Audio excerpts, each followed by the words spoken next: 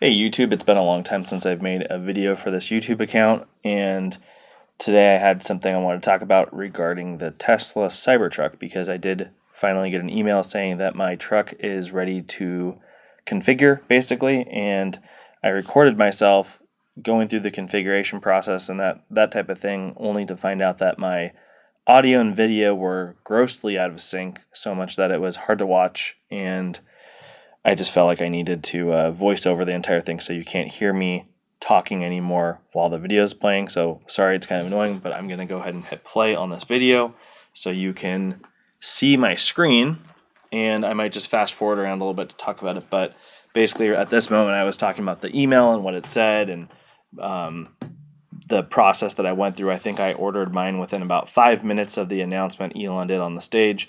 I've never owned an electric car. I'm not like a crazy electric car enthusiast. I am a car enthusiast in general. I've owned trucks, I've owned cars, I've owned a lot of fast cars, I've owned some other pickup trucks like a Raptor and a Raptor R, and yeah, so I'm not, I'm kind of just not like, I'm kind of in the middle on a lot of stances, and I wouldn't say that I'm like a fanboy or anything of any specific brand. My wife did did own a Tesla at one point for a while, a Model S, and the ownership experience seemed to be pretty good for her. And I drove that car, geez, that core. I drove that core quite a bit.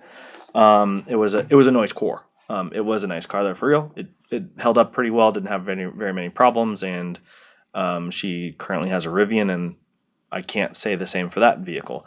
That being said, because I can't hear myself what I'm talking about right now on the screen, and I'm trying to get you guys a decent video to get to the main things about this video that I was talking about earlier. It's really all about the experience of the Cybertruck buying communication, I guess you would call it. The communication from Tesla about buying one, and what I would say is I'm not very happy about the way things are going. So the truck was originally something in the ballpark of $75,000 for the triple motor, and they sold very well, of course, and it's been many years since that announcement, and it was supposed to be out a long time ago when they didn't deliver on time, and there's all sorts of excuses about supply chain stuff, that why their costs are higher and blah, blah, blah, but I would say that at the end of the day, it's really all about supply and demand. There's a large waiting list for people that want Cybertrucks, and so since there's such a large waiting list that they won't be able to deliver that many trucks anytime soon, why not raise the price and get people that aren't willing to pay a high price to just drop off? Obviously, all those people are going to get super mega pissed off, and I don't blame them. But Tesla as a business, they have bills to pay, and goals they want to achieve, and that's kind of in their best interest to do something like that, raising the price so that they can kind of whittle down and sell every car for more money and make more profit. So that's what they'll do. And the email I got said configure your Tesla Cybertruck, and I clicked it, and at the moment you can see that there's this thing up at the top that says Foundation Series, limited edition, fully optioned, exclusive badges, premium accessories. I didn't really think much of that at the beginning. I know that like my wife bought a Rivian, and they had something called like the Rivian Launch Edition that was, I think, some similar idea. There's a little bit extra cost to it, but you get some extra freebies and some badges, and so now you saw I just scrolled there a little bit. There's an all-wheel drive model that's a dual motor, and there is a Cyber Beast that is a triple motor. And most importantly, let me see if I can I'm going to fast forward to see where there we go. Oh, no, I didn't. There we go. Cyber Beast. I'm going to pause the video. The Cyber Beast now has a range of 300 miles, and I want to say that it originally had something like 400 or 500 miles even that they said you were going to get at the $75,000 price. I think this is pretty frustrating to see that the mileage, the range, with all the technology that's been developed in battery technology over the past few years, that they're not only raising the price, but they are lowering the range. But it gets worse because then I'm going to fast forward to right here, range extender. By the way, I would just record this whole thing all over again, but because I already booked my truck, I can't go backwards. It's like they almost don't want you to have that information available to you. I can't go backwards in time and go look at all this stuff all over again and make a new video. So this is my only option to share this information with you guys, and I thought it was worth it. I thought it's good information. So $16,000 to get your range to quote unquote 470 plus. I didn't click that box. I think it's a ripoff. Am I going to regret not doing it in the future? Maybe. I do some trips up to Los Angeles from where I live in San Diego sometimes, and if I have equipment I'm picking up for work in the back, I'm sure the range will go down from the weight. And if there's traffic, you might lose some range. And maybe 301, I think it said. Maybe 300 miles isn't enough, especially because most people don't want to charge up to full to maintain battery life. More like 280 now or 260, and getting up to LA and back. Maybe I need to get the battery range extender, but I feel angry about that, about having to pay $16,000 to get what I paid for after I'm already paying 25 grand more. But it gets worse. So after I saw this range extender, I'm thinking, oh no, everything's going to be an extra charge, right? So I was like going down. Let me go. So yeah, here's the power share outlets. And I'm just going to keep scrolling through here. Yeah, there's the 20-inch Cyber wheels and the white decor and full self-driving capability and all sorts of other stuff. And so here, I was thinking they're going to charge money for all those things, and the price is going to go up and up if you want that stuff, and I probably just wouldn't want it. But no, it's worse. So Foundation Series comes back to bite me in the butt here at the end. They say, if you want the Cyber Beast, the triple motor, here's the price. It's $100,000. But you're forced to take the Foundation Series. There's no button that says, I will pass on the Foundation Series. I don't want the Foundation Series. There's no button that says, I'm willing to wait longer to not have to pay the $20,000, and I'll take a regular non-Foundation Series car and I'll wait. There's nothing. It's either you take it or you don't. It's very frustrating. There's no one that you can talk to. There's no chat service. There's no phone number. It's just you take the deal or you don't. And they know what they're doing. They know that most people are still going to take the deal. And I'm sure they're selling for way over whatever this price will end up being. But it's kind of not the point. The point is, I don't want to pay $20,000 for laser etched Foundation Series badge, for Foundation Series cabin graphic. Get out of here, man. I don't want that garbage. 20-inch Cyber wheels with 35-inch tires. That's what the truck comes with. Why are you even putting that on here? White decor.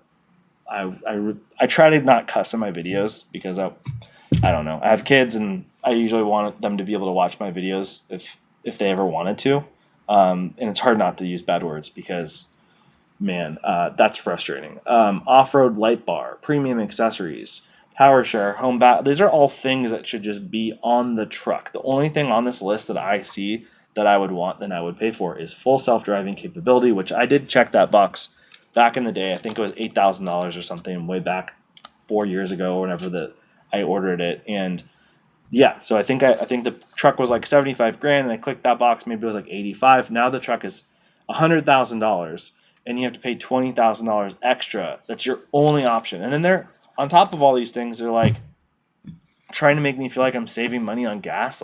Don't tell me how much I drive and how much money I'm going to save on gas. It's just, I don't want to see that. Estimated 3-year gas savings, $3,600. I do not want to see that. It's stupid of them to put it on there. I think that it's a very good marketing tactic when someone's buying a $40,000 car, a Model 3, for an everyday user. But people that are buying Cybertrucks, especially people that are own businesses and are going to be using this as a business thing as a business expense, they don't need to see you saying, pay us $122,000, and by the way, you're going to save $3,600 on gas. It's just, I think it's like a slap in the face. So the gist of it is that you have to put $1,000 down right now. For anyone that is doing a business expense thing, I clicked the button here that says finance. I didn't even record that when I did place my order. It says that the financing is at 6.49%, so just say 6.5. Assuming you have good credit. I did click that button because it's going to be a business vehicle for me, and that's the one thing I'm very skeptical of is when I go to finish the order, is that 6.49% going to hold up as a business? Because for anyone that has a business, maybe you've ran into this before, but it's kind of like saying that I'm having a party, and then they're saying, a venue for a party, and then you say it's for a wedding, and they go, oh, a wedding, and they say the price is 5 times higher because it's a wedding. That's just what they do. And same with business. anything. Business insurance is 5 times higher than regular insurance. Business APRs are 5 times higher than regular APRs. Like, it's always more expensive if you could say it's for a business. So hopefully that does not become a problem, but maybe it will. I just figured I'd mention that because a lot of people have businesses and they buy trucks for businesses, right?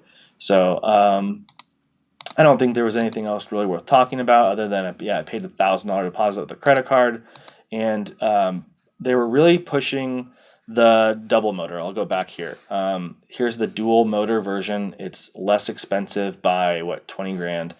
And look, estimated delivery could be March 2024. Today's February 2024. I could get it next month, potentially, if I ordered that right now. So it's like they're really trying to get people to buy the dual motor for some reason. I don't really know why. And then the Cyber Beast isn't until the end of the year. So I would just assume, like, a lot of people are probably going to take the dual motor, and especially people that are in it to flip it.